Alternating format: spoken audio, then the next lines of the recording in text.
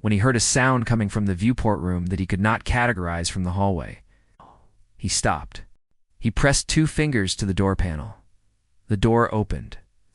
He saw Dr. Vera Okafor seated cross-legged on a small mat in the amber light of a dying star with 7 Kaveth cubs arranged in a careful semicircle around her, each one holding or propping or balancing some form of study material.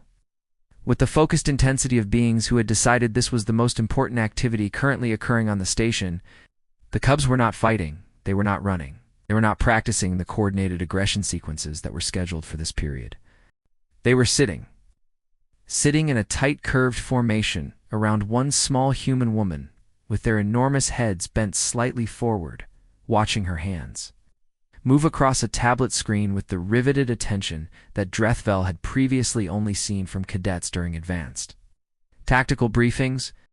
Ash was copying marks from the human's tablet onto its slate board, with one claw tip drawn slowly, carefully across the dark surface.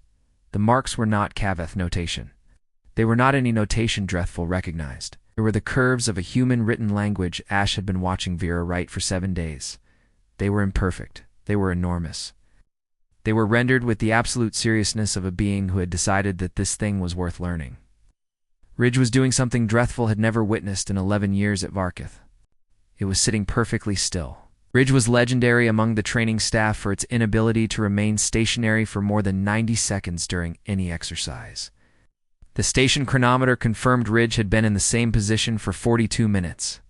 Strike had fallen asleep sitting upright with its tactical notation volumes arranged neatly in its lap. Its massive head had drooped forward until its chin rested on the top volume. Its breathing was slow. Vera had placed one hand very softly on Strike's shoulder without looking up from her reading. Drethvel stood in the doorway for a long time. The amber light moved slightly as the dying star rotated in its final slow cycles. 2 more cubs arrived behind him in the corridor, drawn by some signal the adults could not detect.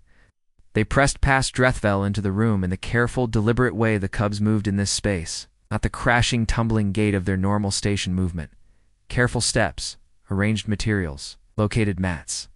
Sat down. Drethvel did not speak. He let the door close. He stood in the corridor outside for 3 more minutes. He walked back to his command station. He did not cancel the mirroring sessions. He told his second officer that the humans seemed to be running some form of supplemental program. His second officer asked if it was authorized. Drethvel said that he was authorizing it now. He did not say what he had seen. He did not have language for it.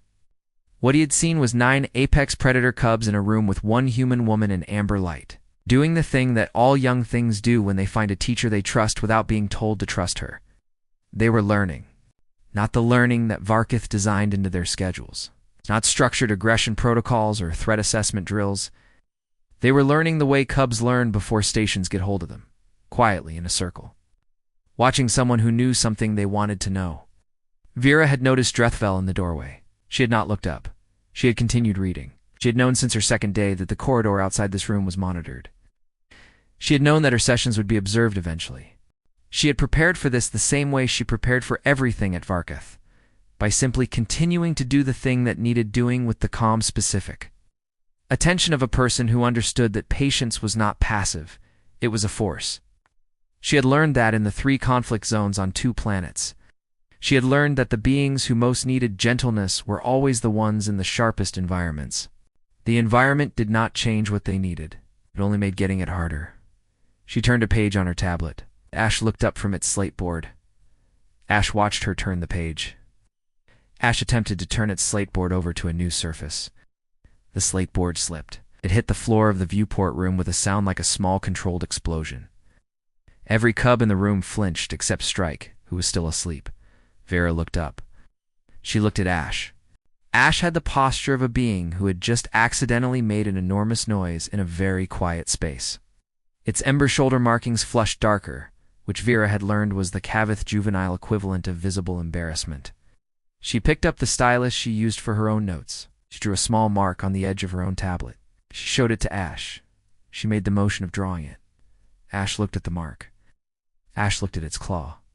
Ash drew the mark on the side of the slate with one claw tip so carefully that the scraping sound was barely audible. Vera nodded. She drew another mark. Ash drew another mark. They did this for 20 minutes while the other cubs watched. Rigid stopped looking at its own slate. Broken Rigid Monsoon was watching the exchange between the human woman and Ash, Ow! with an expression that the translation unit rendered after a long processing pause as something like witnessing an important thing. 2 weeks into the sessions, Vera brought something new. She carried it wrapped in a cloth from her quarters. She set it in the center of the semicircle before the cubs arrived. He came in through the door in their careful way, Ash first, then Ridge carrying the enormous slate, and Strike with the wobbling tower of volumes. Then the others, whose names had grown in her journal to 11 entries. They saw the wrapped object. They sat down. They arranged their materials. They looked at the wrapped object. They looked at Vera. She reached forward. She pulled the cloth away. It was a scale model of the Var'Keth station itself, rendered in detail from a dataset she had requested through the academic exchange program.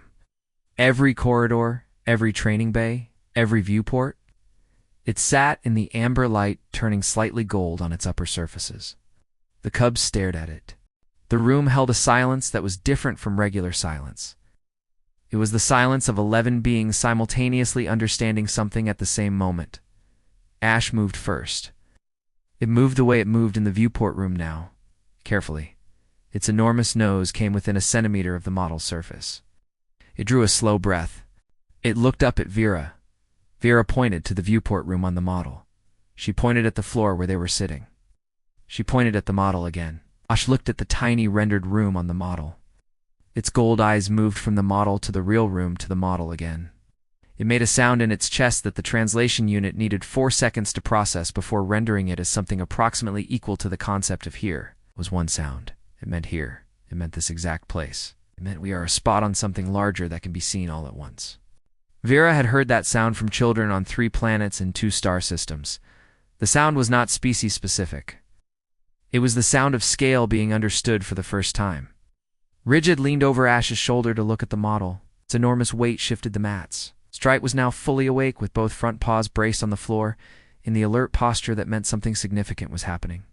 The other 8 cubs moved in a slow ring around the model, not touching it, just looking at it from every angle with the intensity of creatures whose entire training was built on reading terrain. They were reading terrain. They were doing exactly what Var'Keth trained them to do.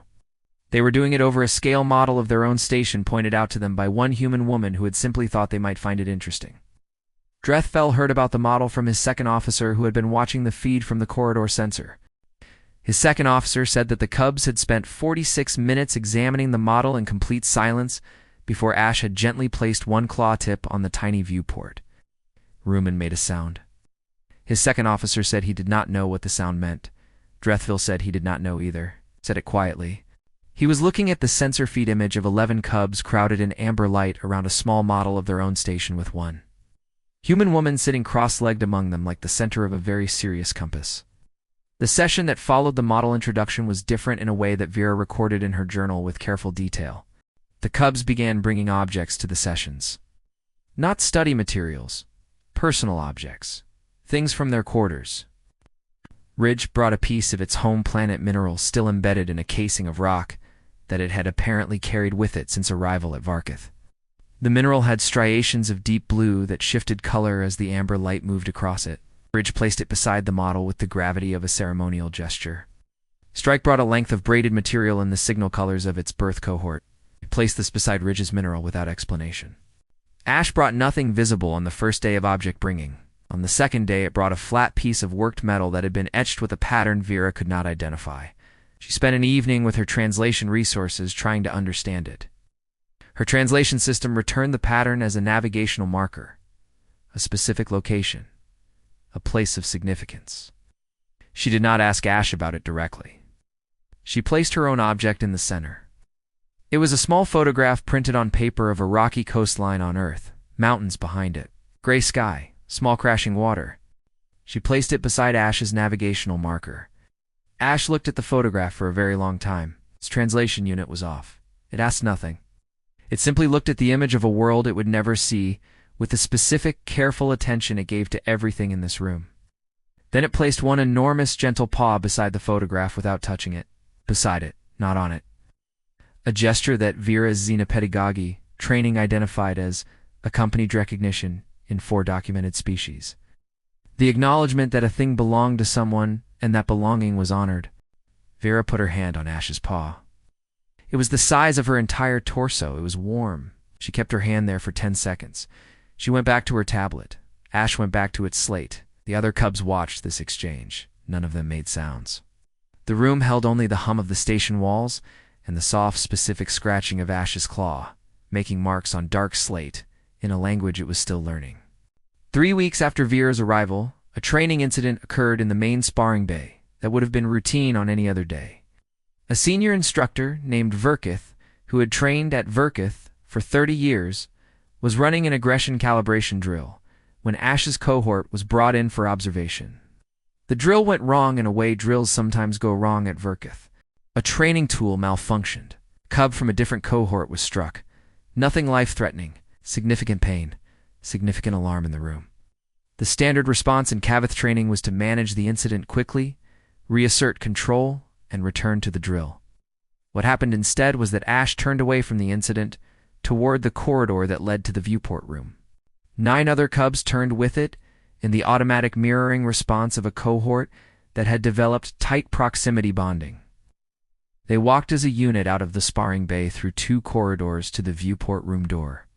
They waited outside it. Vera was inside working on navigation data correlation. She heard them. She heard the specific arrangement of weight and breathing that she now recognized as her 11 cubs outside the door. She got up. She opened the door. They were all there in the corridor, pressed together in a mass of dark fur and ember markings, with gold eyes that were wider than usual, showing the iris. Expression her xenopedagogy texts called acute stress juvenile response. She stepped back from the door. She sat down on her mat. She pulled all 11 study mats from the storage corner, where they were kept now permanently. She arranged them. She opened her tablet. She said nothing. They came in. They found their mats. They found their objects from the collection that now lined one wall of the viewport room. They did not take out their study materials. They simply sat in the amber light in the semicircle formation, with their objects nearby. Strike sat closest to Vera. Its massive shoulder was 6 centimeters from her arm. She could feel the heat radiating from it. She read. She did not look at them. She let them sit. She let the amber light do what amber light did in late afternoons. She let the room be what the room had become. Safe. Not because there was nothing dangerous in it. Safe because nothing in it would be used against you. Instructor Var'Keth found the missing cohort 40 minutes later. He stood in the doorway of the viewport room looking at 11 apex predator cubs arranged in a semicircle around one human woman, all of them in varying states of calm. Strike was asleep again. Ridge was making careful marks on a piece of learning material that appeared to be an attempt to copy the navigation map from Vera's tablet. Ash was holding its slate against one knee with an expression of complete focused peace. Var'Keth had 30 years at Var'Keth. He had seen cubs through 100 sparring incidents. He had never seen a cohort self-regulate after acute stress. By moving to a specific location and then achieving this depth of calm in 40 minutes, he did not interrupt. He pulled the door closed, went to find Drethful. The conversation between Var'Keth and Drethful lasted for 2 hours. At the end of it, Drethful sent a message to the academic exchange program. The message said that Dr. Okafor's placement at Var'Keth was producing observable results in cohort bonding, stress regulation, and directed learning orientation. The message requested an extension of her placement. The message did not say what Drethfel had seen on the sensor feed. It did not say what Var'Keth had described standing in the doorway. Those things did not have administrative language. They existed in a different register. The register of things you carry with you after seeing them. Okay. On the 31st day, Vera brought paper. Real paper. Flat white sheets from her own supply that she had rationed carefully since arriving. She brought marking instruments, not claw-compatible. Human-scaled small things that would not work in a Cavith grip. She knew this. She brought them anyway because she had a plan. She placed one sheet in front of each mat. She placed one marking instrument beside each sheet. She sat down. She put a sheet in her own lap. She drew a line, one slow, deliberate line across the white. She held it up. The cubs looked at the line. Ash looked at the marking instrument beside its sheet, picked the instrument up between 2 claw tips with the concentration of a surgeon. The instrument was approximately the size of a single one of its claws. It was deeply incompatible with its anatomy. Ash held it over the paper. It drew a line. The line was enormous. It went entirely off the edge of the paper, continued briefly onto the mat. Ash looked at the line. It looked at Vera's line. It looked at its own line. It made a sound in its chest that took the translation unit 3 seconds to render as something in the territory of the concept called too much. Vera pressed her lips together very firmly. She did not smile. She picked up a new sheet. She placed it in front of Ash. She drew a shorter demonstration line on her own sheet. She held it up. Ash tried again. This time the line stayed on the paper. It was thick. It was slightly diagonal. It was clearly a line made by a being whose fine motor calibration was designed for tearing, not drawing. It was magnificent. Ridge looked at Ash's line. Ridge picked up its own marking instrument. Ridge's first attempt produced something that was technically a line, in the sense that it connected to points. The paper had also been pressed through the mat slightly, but remained structurally intact. Strike woke up. Strike looked at the sheets. Strike looked at the marking instruments. Strike picked its instrument up and made a mark with the immediate confidence of a being who had decided it was already good at this. The mark was a perfect circle. Vera looked at the perfect circle. She looked at Strike. Strike looked at the circle. It looked at Vera with the expression of a being waiting to be told it had done something correctly. Vera nodded. Strike made another circle, then another. The paper filled with circles of varying sizes, all technically circles, all rendered with the same immediate decisive stroke. Vera looked at the page full of circles. She looked at Strike. In her Zenpedagogy journal that evening, she would write that Strike appeared to have native fine motor capability significantly above cohort average, possibly linked to its unusual manual dexterity noted in earlier sessions. She would also write that Strike seemed extremely pleased with its circles, which was an understatement because Strike spent the remainder of the session making circles and then showing them to each cub in the semicircle, individually, with the manner of an artist sharing work. The paper session became permanent. Every meeting after that included paper. The wall of the viewport room slowly accumulated sheets, not displayed, just placed there in a growing layered collection. Ash's lines. Ridge's pressed-through marks. Strike's circles. The other cubs produced shapes that corresponded to nothing in human or Kavath visual vocabulary but were clearly intentional, clearly communicating something. Vera labeled each sheet with the cub's name in both human script and her developing phonetic approximation of Kavath notation. She dated each one. She kept them in order. On the 42nd day, a thing happened that Vera did not anticipate, even though afterward she understood she should have seen it coming from the pattern of the previous weeks. A delegation arrived at Var'Keth. Senior officers from 3 Kavath military administrations who were conducting an inspection of training outcomes across 5 stations. They arrived with formal ceremony. Drethful met them in the command bay with full honors display. The inspection was scheduled to take 2 days, covered sparring outcomes, strength assessments, threat response, calibration, tactical comprehension scores, standard measures. On the 2nd day of the inspection, one of the delegating officers, whose rank designation translated as something like Deep Authority 3rd Tier, took a wrong turn in the same corridor, where Ash had taken a wrong turn on the 3rd day. She stopped outside the viewport room door. She listened. She heard sounds she could not categorize. She pressed the door panel. She saw 23 apex predator cubs arranged in 2 full semicircles around one, and human woman in amber light, each one holding or balancing or propping some form of material with the focused intensity of a Senate session. The cohort had grown.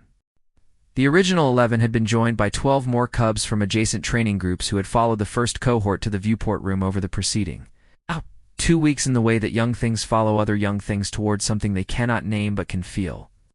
The delegating officer stood in the doorway for a very long time. Vera was at the center of the semicircles reading from her tablet while Ash translated her tablet display into marks on its slate with the steady, focused attention it had developed over 42 days. Ridge had fashioned a surface support for its enormous slate board from 2 smaller boards wedged against the wall that allowed it to make marks without holding the slate. This engineering solution had taken Ridge 4 sessions to perfect. It was present in every session now. Strike was distributing paper sheets to the outer semicircle with the efficient manner of someone who had been doing administrative work for years. The delegating officer turned to find Drethful standing in the corridor behind her. He had followed her at a respectful distance when she took the wrong turn. He had not redirected her. She looked at him. He looked at the room. She looked at the room again. In it, Vera looked up from her tablet. She saw the delegating officer. She saw Drethfell behind her. She smiled, the small closed smile.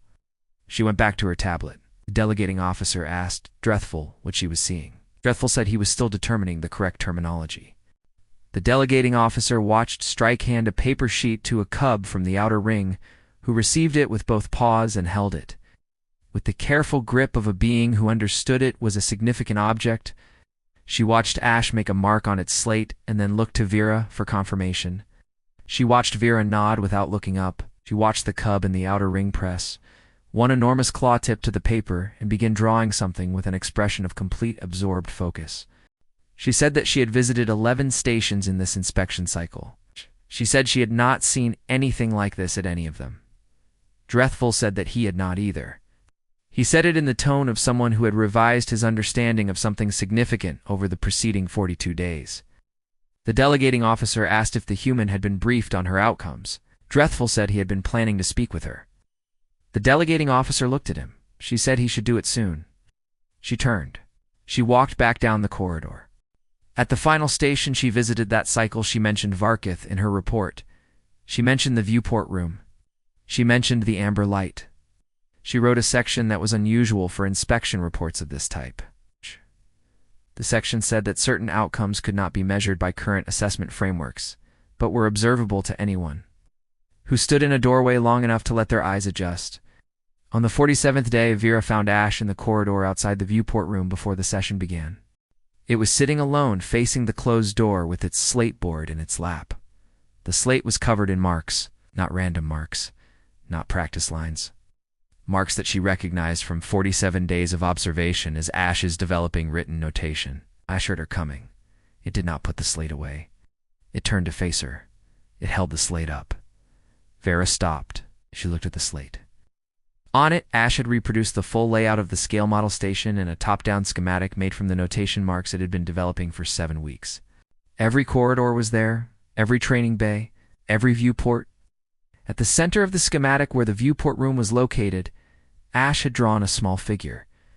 A small, simplified figure sitting cross-legged. Beside the figure were 11 smaller marks arranged in a careful curve. Vera stood in the corridor outside the viewport room on the 47th day of her placement at Var'Keth, where she had arrived with 1 shoulder bag, 1 tablet, 1 thermos. She stood in the corridor looking at a schematic of a military training station drawn by an apex predator cub on a slate board with a claw tip. She looked at the small cross-legged figure at the center of it. She looked at the 11 smaller marks arranged in a careful curve around it. She looked at Ash. Ash met her eyes. Its gold pupils were fully wide in the low corridor light. Its ember markings were steady. It was not doing the juvenile embarrassment flush. It was not doing anything that required translation. It was holding up something it had made and showing it to the being it had made it for. Vera reached into her shoulder bag. She pulled out the printed photograph of the rocky coastline on Earth. Mountains behind, gray sky. Small, crashing water. She held it up. Ash looked at the photograph it had looked at many times now. She pointed to the photograph. She pointed to herself. She pointed to the viewport room door. She pointed to the slate. Ash looked at each thing she pointed to in sequence. It looked at the slate in its own hands. It looked at the figure at the center of the schematic. Made the sound, the one from the first day with the model. It's the sound that meant here. The sound that meant this exact place. The sound that meant we are a spot on something larger that can be seen all at once. Vera put the photograph back in her bag. She opened the viewport room door. The amber light fell into the corridor like something that had been waiting. She went in. She set up her mat. She pulled out the study mats. She opened her thermos. She sat down. Ash came in. It set up its slate on Ridge's engineering solution along the wall. It sat on its mat. Ridge arrived. Strike arrived. The others arrived, one by one. Each one in the careful way. Careful steps. Arranged materials. Located mats. Sat down. The amber light held all of them. The dying star outside continued its long, slow end. The station hummed its deep subsonic aggression frequencies into the walls around a room that had become immune to them somehow. had metabolized them into something else. Into the sound of claw on slate, paper on floor, a thermos being opened, pages turning, the soft particular breathing of 23 apex predator cubs in a semicircle around one woman, in the kind of silence that is not empty, but full. Full of the specific weight of things being learned, not the things on the slates or the tablets or the paper, those two, but the other thing, the thing underneath the learning. The thing that required no translation unit and no academic framework and no briefing document. The thing that Drethvel had seen in a doorway and carried with him, that Var'Keth had carried from a doorway down a corridor to a 2-hour conversation, that a delegating officer had written into an inspection report in language unusual for its type. The thing that Vera had known since her first day on a mat in amber light with a thermos and a tablet and comfortable shoes. That in any environment designed to make things sharp, there was always a space where you could sit down, where the ones who needed it most would find you, where you did not have to speak the same language to understand that this was a good place to be, that you were not alone in it, that someone at the center of your semicircle knew what it was to carry something, knew what it was to place it down beside another thing with care, to let it be seen, to go back to your work. Vera read. The cubs studied. The amber light moved. Star outside burned its final slow burning. In a room that was not supposed to exist inside a station built from the bones of conquered worlds, 23 apex predators learned what the SC session schedules would never teach them. They learned from a woman who had brought mats enough for all of them before she knew they were coming, who had left space in her semicircle before there was anyone to fill it, who had understood without being told that patience was not a small thing. It was the largest force in any room that contained it. It was the thing that sharpened nothing. It was the thing that made sharpness unnecessary. It was the thing that filled the amber room. It was enough.